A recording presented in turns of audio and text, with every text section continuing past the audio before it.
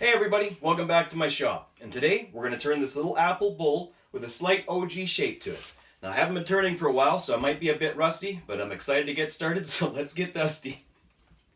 But please remember, this is not an instructional video and is meant for entertainment purposes only. Your safety is your responsibility, so let's get started. So we're just going to start out with this piece of apple that looks like it's got some nice spalting in it. I admittedly had this in a container sealed for a little too long, and it grew kind of all these different funny looking colorful things all over it, so I had to take it outside and brush it off, try to make it as safe as possible. Still probably going to have to wear a mask though.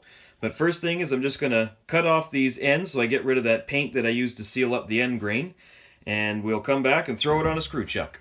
Okay, so we got the ends all trimmed off here, and I've marked out center, but I'm actually going to move it over just a little bit, about a 1/4 inch, just to kind of compensate for this kind of flatter curve on the one side. It'll start us out a little bit more balanced, and it'll also allow us to have a little bit more of a vertical wall to the bowl.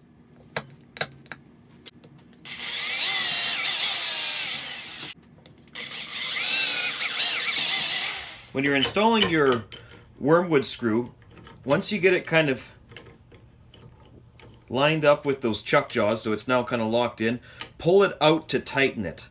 Otherwise, if you have it pushed in when you tighten it, as you're turning, it's going to work loose and then pop out that little 1/16 of an inch, and that'll be enough for it to get a little bit loose on you. So always pull out before you actually tighten it down. That way you've already used up that little bit of play.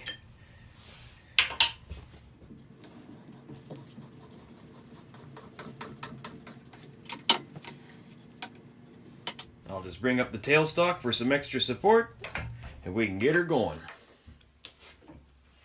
Well, my little shop's in a bit of a mess right now, but it is what it is. But I just want to share a quick tip for some of my fellow video makers out there. If you're like me and you got a wood frame floor, you ain't got no concrete, the vibrations from out of balance turning can come through to the camera pretty badly. So what I do is I take a bit of shavings and place that on the floor, and then take scrap piece of wood and put it on top of the shavings, and that acts as a little buffer zone between the vibrations in the floor and the camera tripod. It doesn't fix it perfectly, but it does make a difference. Now, I think there's two types of people out there. There's going to be those who say, don't you know that there's like a new and improved technology that you could like go and buy on Amazon and it'll like totally solve your problem? And then there's also going to be those that'll say, well yeah, good enough, it works. What more do you need? Yeah, maybe the people in the middle would probably say good enough for now, and shop around, you'd probably find a good deal on the real equipment. But anyways, we're ready to start turning. We're going to crank the speed up to only about 1,000 RPM so far, because there is a bit of vibrations. I'm just going to start out with the swept back grind, and we're going to try to just rough this thing out to start, and we'll throw a tenon on her.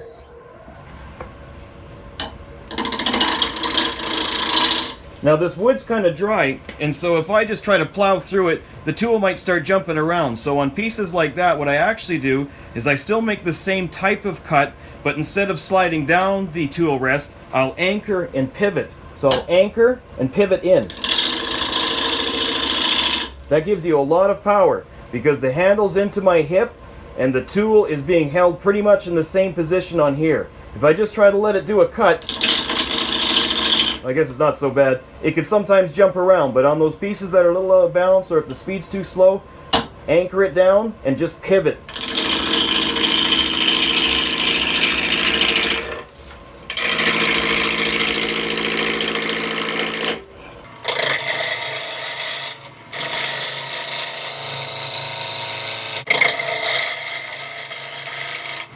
Crank the speed up a bit. About 1,200 is all we can handle.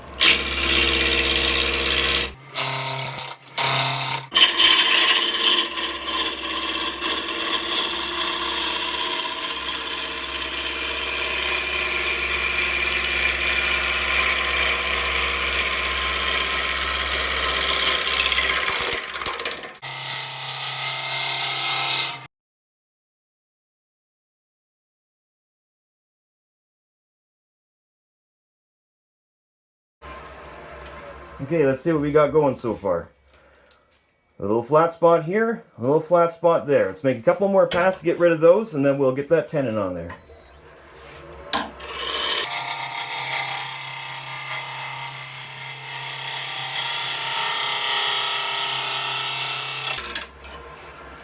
Double check real quick. We're good here. Just a tiny little thing there, not much to worry about. We've got a little bit of tear out here. I was probably going a little aggressive. So maybe before we move on, let's just kind of true up this rim from the other side really carefully. Tool rest set at 45 degrees to the cutting surface again, but in the opposite direction now. Very light cuts. Be very careful around that chuck. I don't need to true it up all the way to the chuck. I just wanted to true up that rim, and it's looking good. Don't put your fingers near the spinning objects. So, let's throw a tenon on her.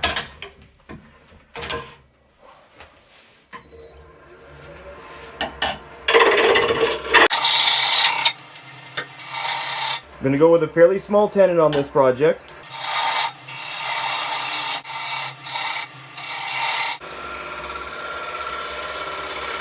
Make sure you get those cuts nice and clean. Fuzzy fibers won't allow you to have a nice strong grip.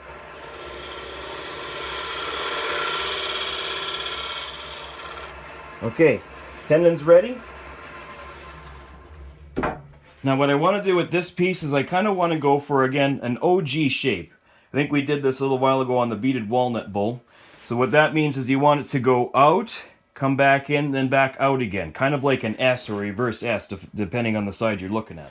I'm actually noticing a little bit of torn grain here on the end grain, and so what I'm going to do is I'm going to take a couple push cuts from this other direction, real light, just to kind of clean that up so I know exactly what kind of diameter we're working with here.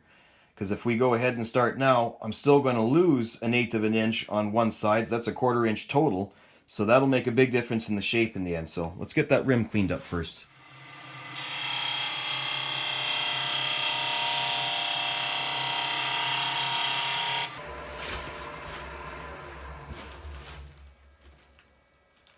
There, that's a lot better. Okay, so now we're going to start working with the shape here. We're going to put a foot at the bottom, and then we're going to make the Ogee shape, where we're going to make a rounded surface here, and then turn back in for a concave surface to turn out to the rim. We don't want the curves to be too aggressive. We want it to be somewhat subtle.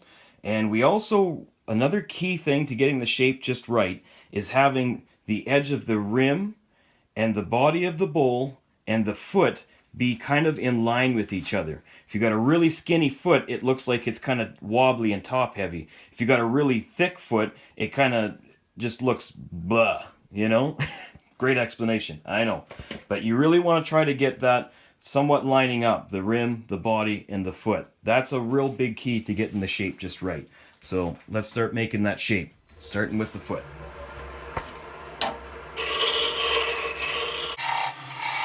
I'm going to make a little smaller of a foot. And I always suggest sneak up on these shapes. Don't rush in there and try to make the shape in one big pass. I know we see the pros do it, but it doesn't mean we should start going and wasting wood trying to be like them. Let it happen naturally. One day we'll get there. See, I'm not taking much away here. Nice and slow. I'm going to dive in a bit. And as you can see, we'll probably have to take several passes to get it just right. Let's move the camera over so you can see the progress so far. So, see what we're working with here. We got our foot, we got our round, and it's starting to dive in here. But you can tell already that this rim is so recessed compared to the body, a lot of this body is going to go away. Because again, we want that rim, the body, and that foot to somewhat line up. And it'll be a little more pleasing that way. Visually. I changed the camera angle around there so we can see the shape emerge a little bit better, and I've also come back with a nice sharp tool. There's no reason to try to make a nice delicate shape while fighting dull tools. There's a lot easier ways to live life. So, let's keep working on this. Sneak up on it. Still at 1200 RPM. I'm going to leave the foot alone a little bit for now, and I'm going to start getting rid of some of this body a little bit. Just going to touch the foot. Now take some body.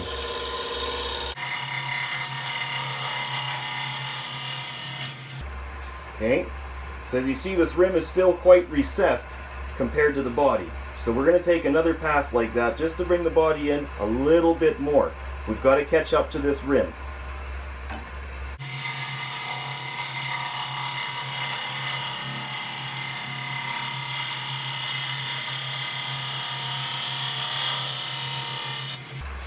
Okay, we're getting there.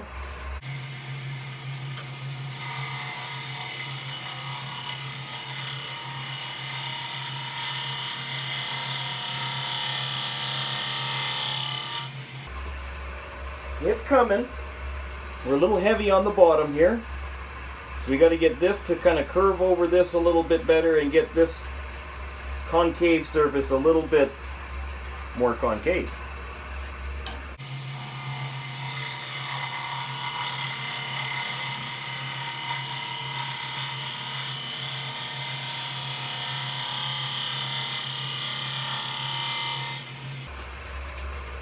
See, we're getting a little closer now. So as you see, it's a little bit heavy here now. So that's why we're just taking our time to sneak up. We're getting rid of wood that we got to get out of the way to reveal the shape. We're not trying to make the shape in one pass. We're getting rid of the stuff that doesn't look like it should be there. So you know what? I'm not going to start this from the bottom now. I'm going to start getting rid of this. One of the main rules of wood turning is cutting what don't need cutting will not get cutting what needs cutting. That's an Anthony Harris quote.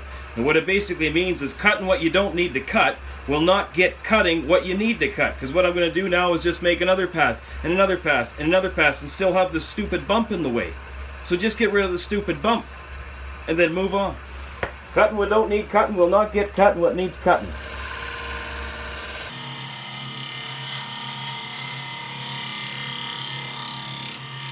A little bit of vibration.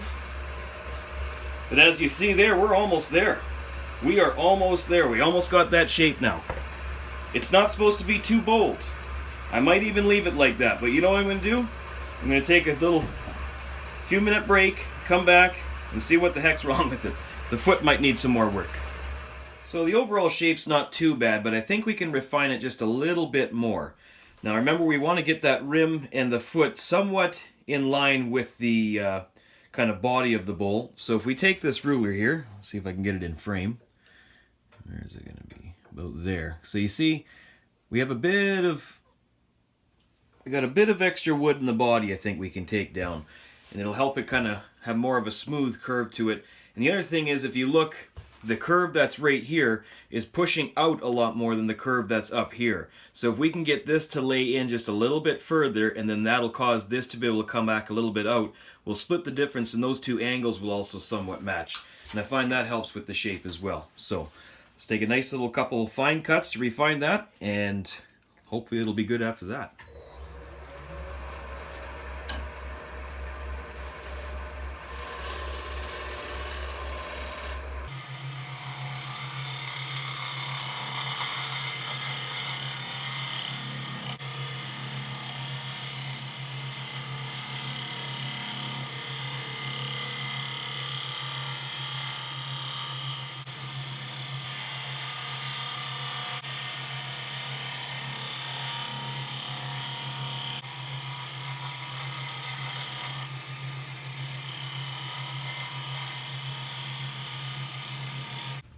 Now this would almost be perfect if this rim extended just a little bit further up and out, but you just can't add wood, so you can only take it away.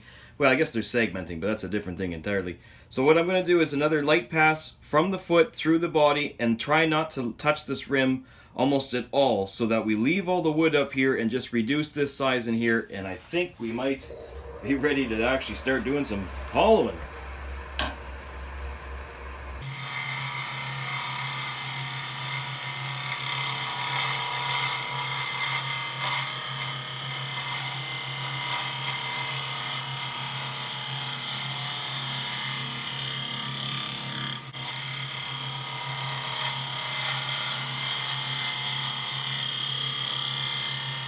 I think I like that a lot better. What really helped me get through those curves too is before I did these last couple passes, I sharpened it up, and I also took off the heel of the tool, and that really helps for you to take those little scoops out in those concaved areas. So now we're going to do some, I'm not going to shear scrape it because of the concaved areas. I actually might bring out the negative rake scraper and put her to this thing below center, cutting edge below center, because we're on the outside, and we'll refine this and get rid of any little torn grain and tool marks.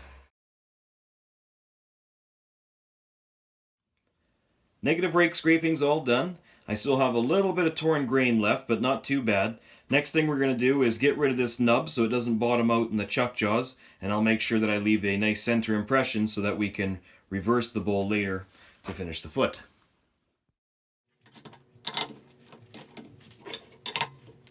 Okay, now that we're done fiddling around on the outside trying to find a shape, let's go ahead and hollow the inside. Now we're going to want to aim for a nice, smooth, even curve throughout the interior. So I'm going to start with a bit of a thickened edge because it's an Ogee shape, and then it'll be somewhat of an even wall thickness through the body, and there'll be a little bit of extra mass on the outer edges of the foot, and that'll give it a nice kind of balance throughout the bowl when you pick it up and feel it in your hands. Okay, so back up to about 12,000, that'd be a ride, I tell you. 1200 RPM, let's start with getting the rims kind of leveled out here.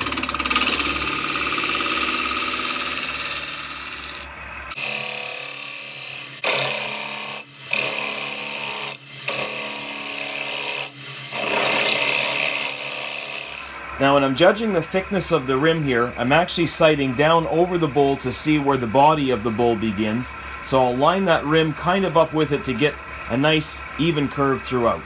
I want the rim to slightly dive in a bit to make the bowl a little bit more inviting.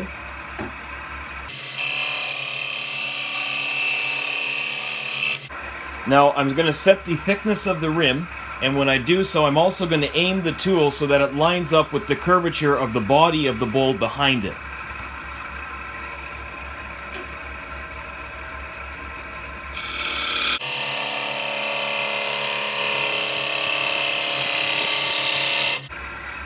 Now I'm going to relieve the wood the other way.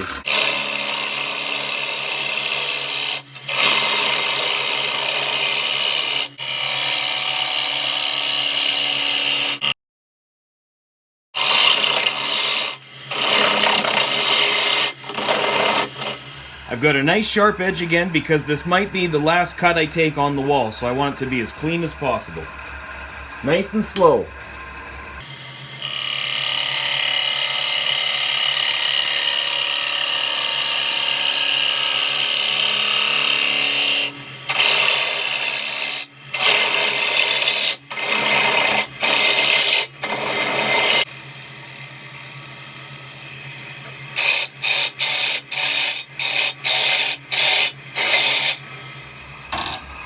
Nice sharp edge again. I'm not kidding, my grinder gets a lot of use because I sharpen often. But anything to limit my exposure to that darn sandpaper. I'm going to take a cut from up above here, reduce the thickness in here just a little bit, and then we're going to set our bottom height, our depth, sorry.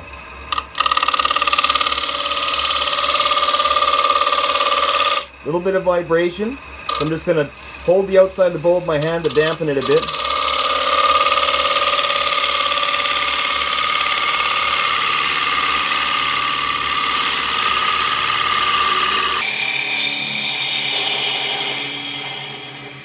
I think we're going to go a little bit deeper yet. Let me just pull out my calipers here. These calipers are accurate to within about 1/4 inch, so be careful. Well, do the finger test. Yeah, we still got a good 3/8 at the bottom at the very least. So maybe even close to 1/2 inch. So I can feel it gets a little bit of an abrupt turn here, so we're going to take one last little light cut and take another 1/4 inch out of the bottom.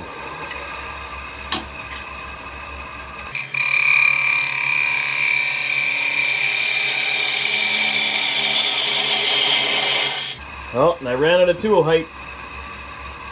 Yeah, I think it's about time to order some new bowl gouges. These ones really ran out a bit of their range there, so well, I'm going to get the bottom feeder to clean it out. Huh, we're lucky, it's even pretty sharp.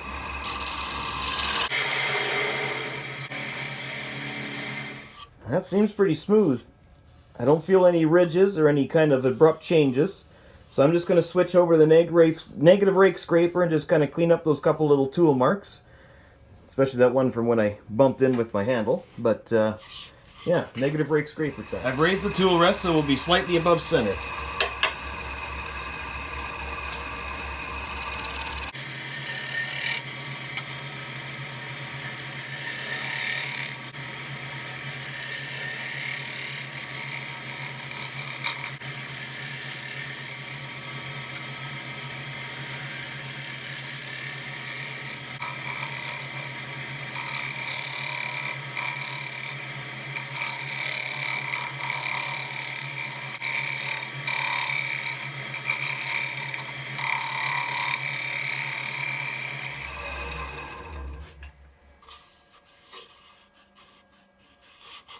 Yeah, that's pretty much ready for sanding. I've noticed a few little soft spots in the wood here from the decay kind of making the wood a little bit punky. So what I'm going to do is I'm going to just put a little bit of CA glue to it just to firm it up a little bit. And that'll prevent any more kind of getting pulled out while I sand, and hopefully we'll be left with a nice even surface. So I'm just going to take it out of the chuck, and that way I can hold it at whatever angle I need to get the CA to run into the little crevices.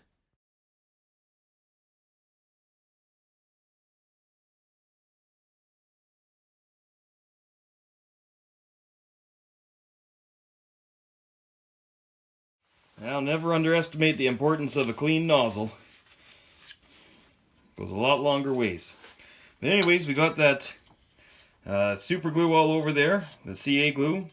I'm going to have to get out of the shop for a few minutes because it's burning the living daylights out of my eyes.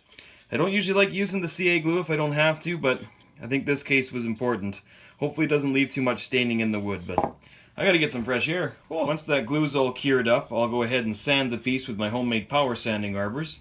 Now, some of those little punkier areas do have a little bit of tear out still, so I'm going to probably start with 150 grit, then go to 220, 320, then 400, maybe even 600 if I think it's going to make a difference. And yeah, I'll do that off camera to save you that boring step, and we'll come back and throw some finish on her. So basically the bowl's been warping more and more ever since we hollowed it. So what I'm going to do is I'm going to throw some finish on it, and then I'm going to put it on the shelf for a couple months before I finish the foot. That way if the wood has any more movement left in it, it can get that all out of its system before we make that nice flat bottom. Just going to use the Ogee's oil for a finish on this piece. I figured that the oil finish would help bring out the grain a little bit, bring out the figure, and also it'll just keep things nice and simple. So let's see how it does. Oh yeah, warmed it up a bit, eh? Didn't pop, but well, it definitely got warmer. Just gonna rub a liberal amount on, and we're gonna let her sit for 45 minutes to an hour, and we'll buff it.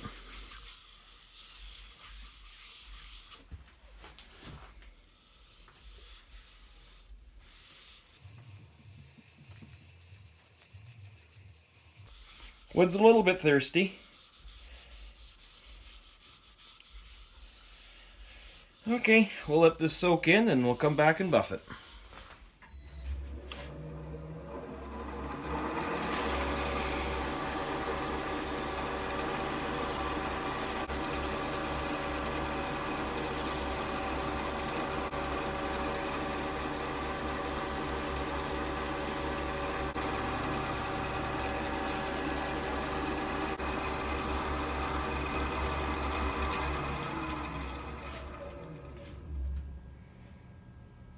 Yeah, that's some nice colors in there, that's for sure.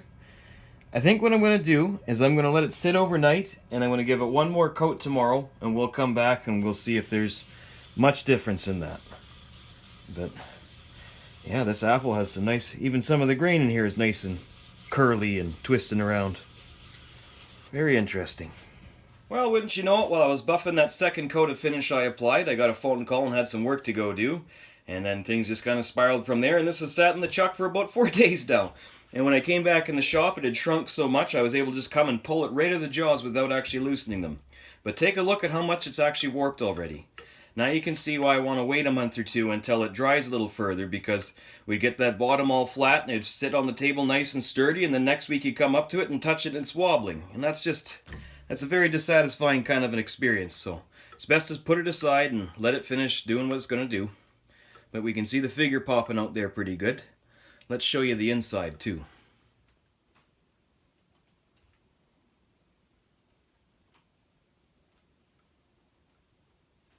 Thanks for tuning into this week's video. If you liked the video, please click the like button and share it around. If you have any questions or suggestions for me, please fire those off in the comment section down below. And if you haven't already, please subscribe for more videos in